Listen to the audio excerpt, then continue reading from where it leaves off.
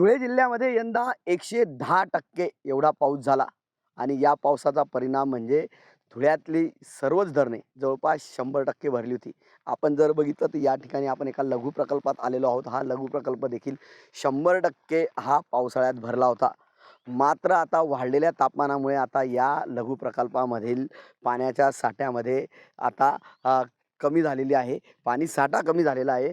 धुळ्यात जर विचार केला तर धुळ्यामध्ये 12 मध्यम आणि 45 लघु प्रकल्प आहेत.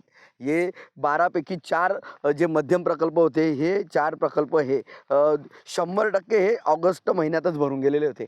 धुळ्यामध्ये भरपूर असा पाऊस झाला आणि ऑगस्ट महिन्यामध्ये 100% जवळपास जे काही महत्त्वाची जी 4 धरणं होती, ही 4 धरणे 100% भरली होती. त्यानंतर टप्प्याटप्प्याने पडलेल्या पावसामुळे संपूर्ण धुळ्यातले धरणं हे भरून गेले आणि त्यामुळे इथला पाणी जो साठा आहे, हा पाणी साठा वाढला होता. पाणी टंचाई दूर झाली होती. मात्र आता मार्च महिना येणार आहे आणि मार्च महिन्याच्या अगोदरच आता फेब्रुवारी महिन्यात देखील आता या जलसाठ्यांमध्ये आता मोठ्या प्रमाणामध्ये घट झालेली आहे. जवळपास 3 ते 4% ही घट झालेली आहे.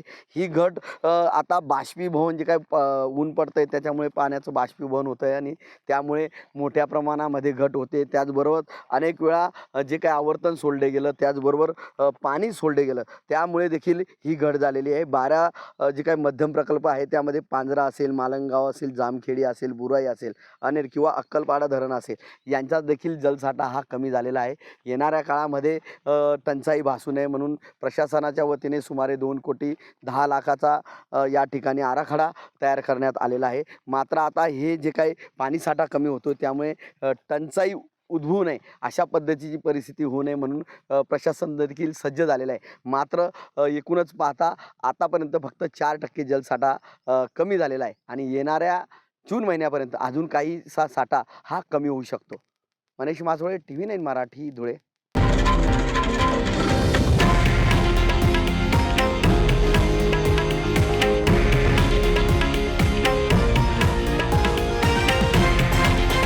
हे आहे देशातील नंबर 1 न्यूज नेटवर्क आणि आपण पाहत आहात TV9 मराठी, एकमेव.